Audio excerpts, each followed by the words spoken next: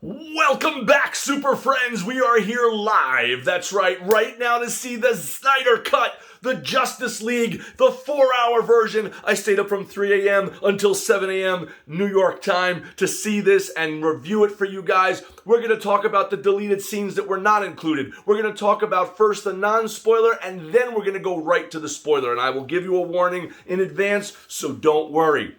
Before we get started, this is comic book artist, writer, and director Graig Weich from BeyondComics.tv, showing the support right over here with my shirt of justice. Guys, this is an amazing accomplishment. For those of you who know, I really wanted to see the Snyder Cut and his original vision. There were certain things that I think you're going to love about it and certain things that you might not, but overall, what an accomplishment to see this. And let me start first by saying the scenes that were missing after I give you the non-spoiler review. So let's start out number one, non-spoiler review. Here we go. First of all, 100 times better.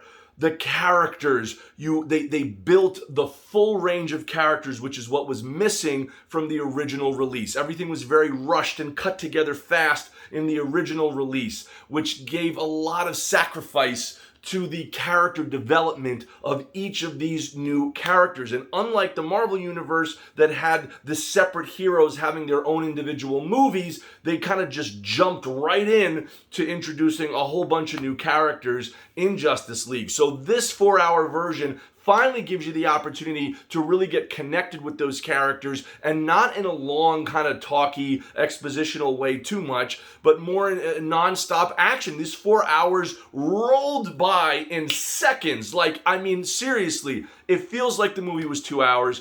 In no way does the movie feel like it was a full 4 hours at all. It was just go non-stop. So kudos to Zack Snyder. Congratulations for being able to totally rock this. I know there's some massive controversy in regards to Zack Snyder and the gaming channel, which we can get into in a second.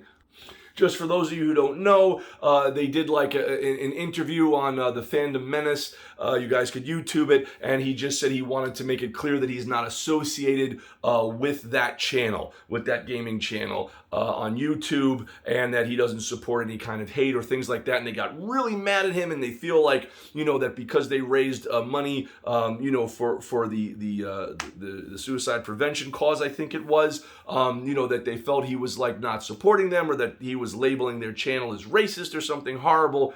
So that was really a shame that, all that mishmash occurred. I think it's like supposedly some kind of a channel that, is geared towards a little bit more controversial criticism. And I think that's how that mess kind of, happened over there. I don't think it was Zack Snyder's intention to like kind of, diss them or whatever, though it should have been handled a little bit more, balanced. But we could talk about that another time. If you guys are interested, post your comments below. But back to this incredible sequence. Let me just say that what you see in the progression of each character and focusing on each individual character and seeing those origins not fully fleshed out, but enough to let you like really connect with those characters is a massive improvement. The thing that I will say before I get to the spoiler warning is that, of course, the ending, as Zack Snyder himself said, is a little bit left open. It's not a kind of completed film in that sense. And some things are kind of tacked on. Okay, so now before I get to the spoilers, let me get to the scenes that are missing. Some massive sequences that are missing is going to be when Aquaman sits accidentally on Wonder Woman's lasso, and he starts saying that he's, his emotions and his feelings, and he's a little scared, and he's a little this, and then he realizes that he's sitting on the lasso. I thought that was a really cute, a classy scene that unfortunately did not make it into the Zack Snyder cut. It was not his original vision. That was something that the other crew had put in there, so I understand that. And there's also massive controversy if you guys look on the actor Ray, who's plays Cyborg and the whole Justice League investigation and all the craziness that's gone on there. What a mess, It's sad that there's any kind of issues like this going on in the world. At least from my perspective, I feel like we're all one race, the human race.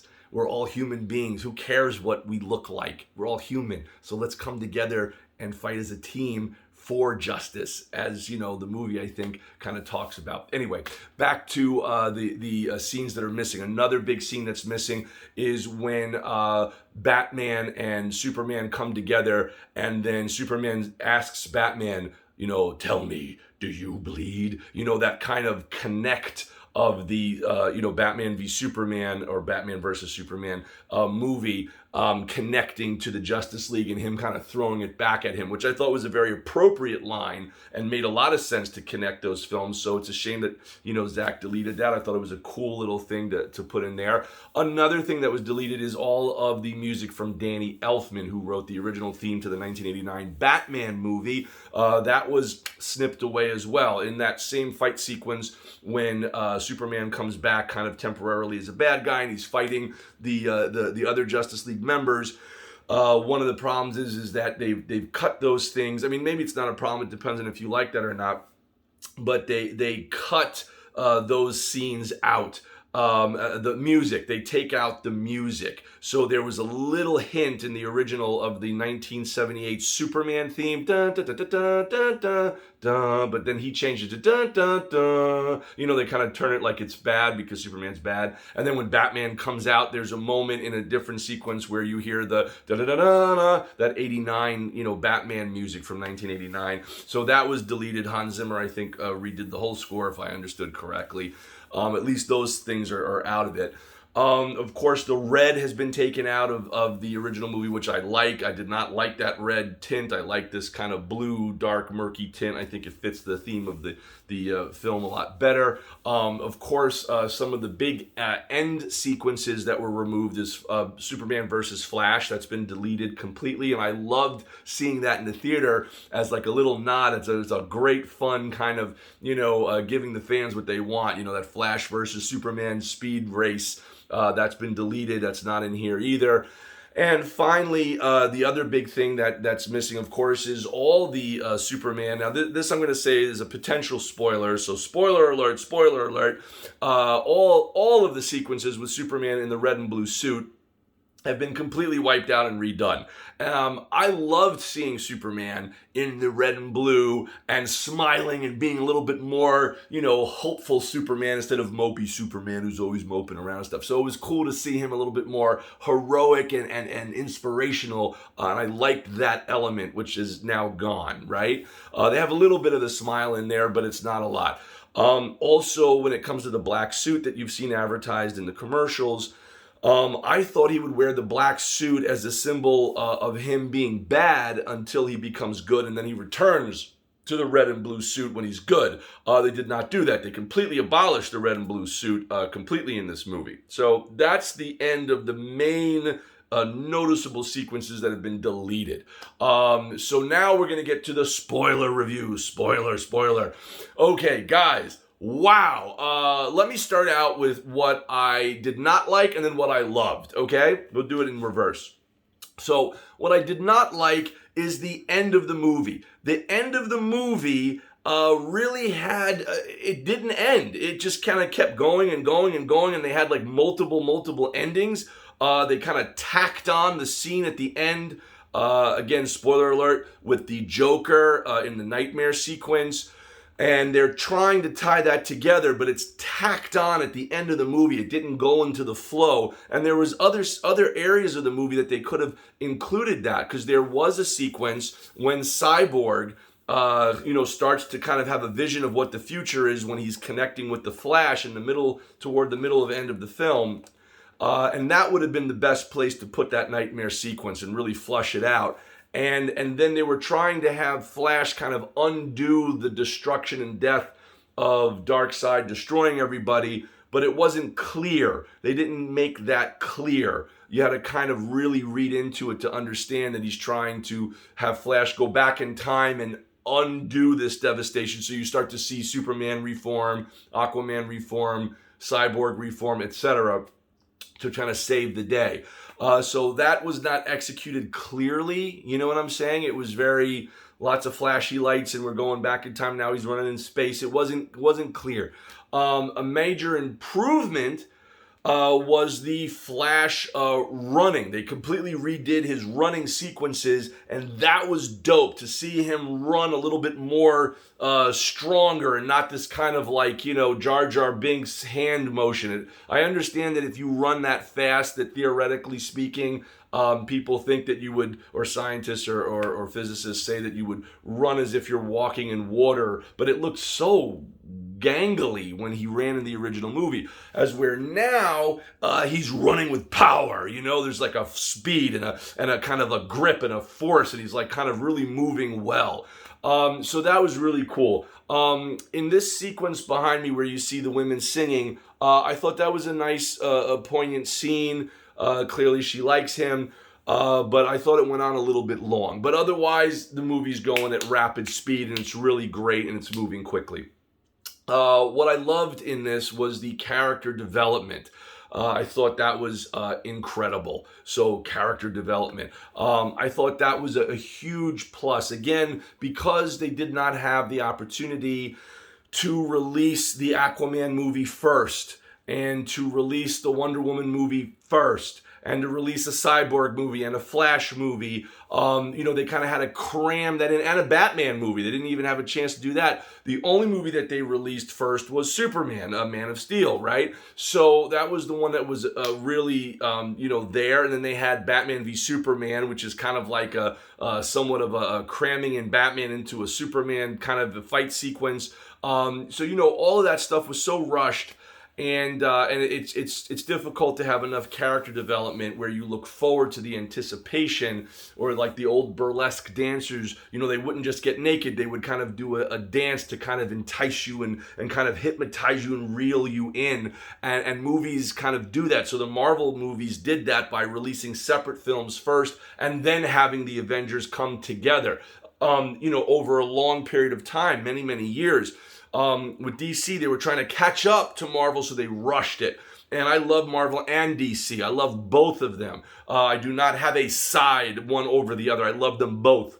So that being said, I can see certain, flaws in things like that. And I spoke to John Berg, who was actually the executive producer of Wonder Woman, Elf, Aquaman, and Justice League. I told him very honestly that I loved Aquaman and Wonder Woman and Elf, but I had some trouble with the original Justice League a few years ago, which he was not pleased about. But when I explained to him on the phone how much, I love the other films, and that I love that he kind of put these things together, and especially Wonder Woman and Aquaman, I thought he was greatly successful at as an executive producer, and he was very thrilled about that.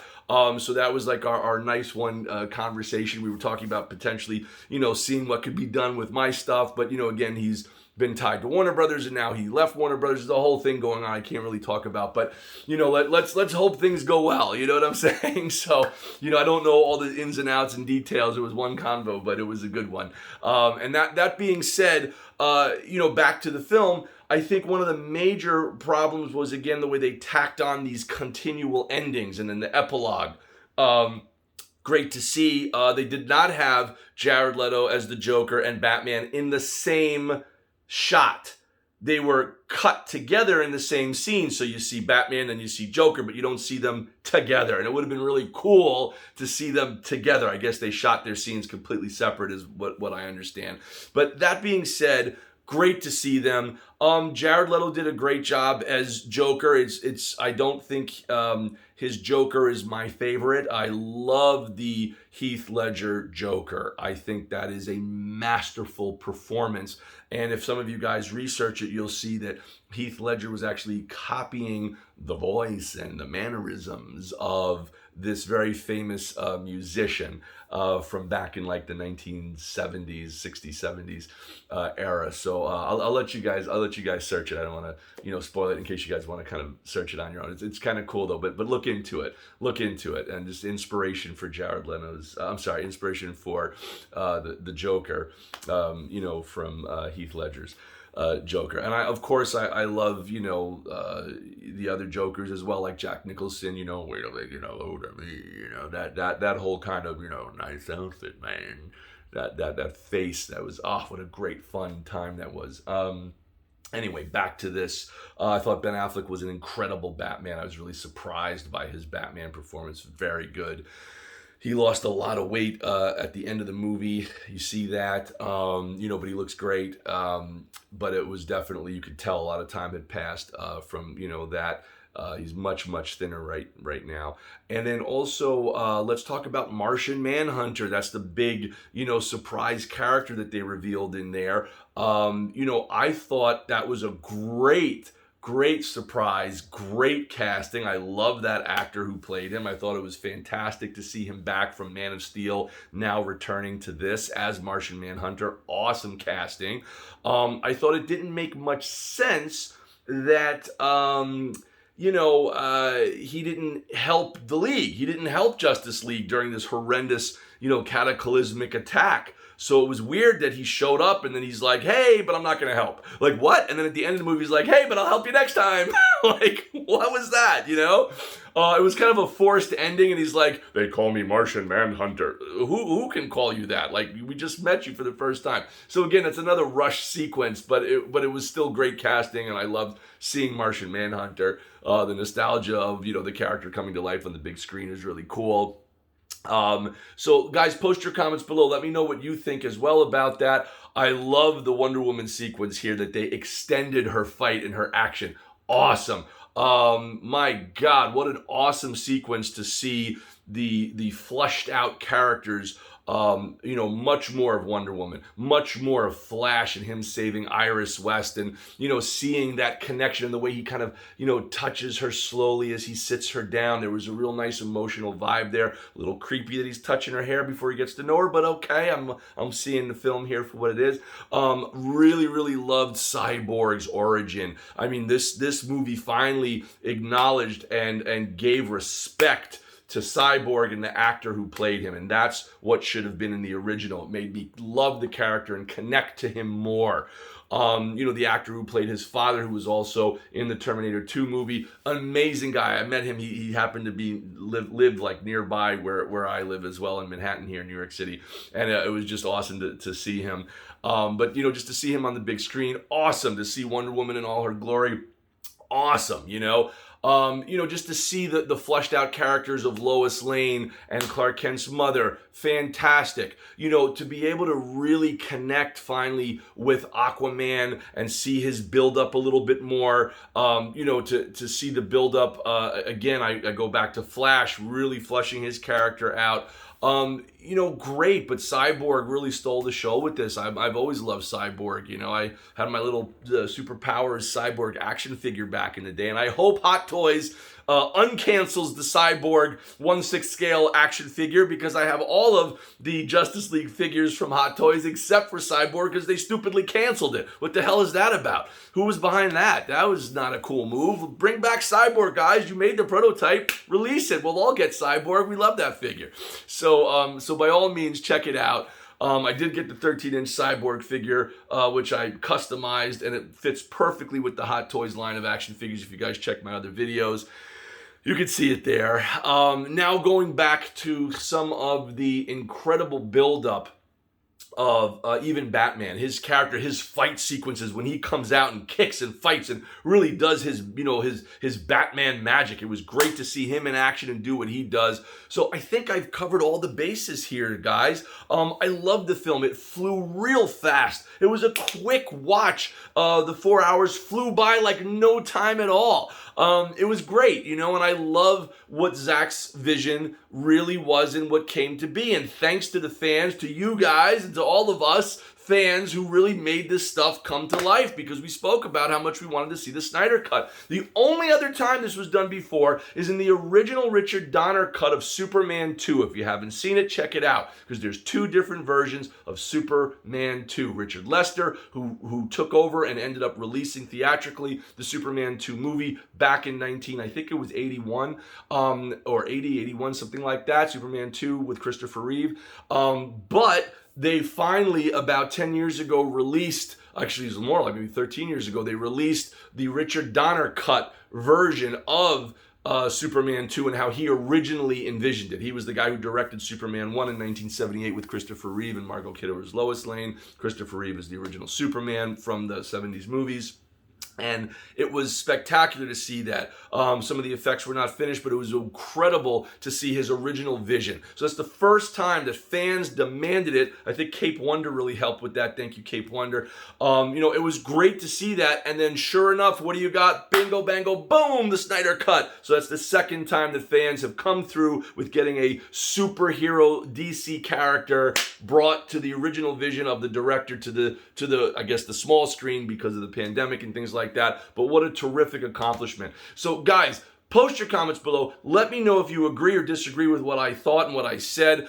With regards to some of the controversy that's been going on with the Justice League investigation, let me know your thoughts on that. I think it's outrageous that that the actor Ray should have been put through any kind of strangeness or awkwardness. That's insane and crazy what they're doing with the characters. So it's kind of hard for me to kind of wrap my mind around people acting inappropriately like that and why. Like I just don't get it. You know what I mean? I don't know. I mean, I grew up here in New York City. My god brothers and my god sisters, African American, we grew up together.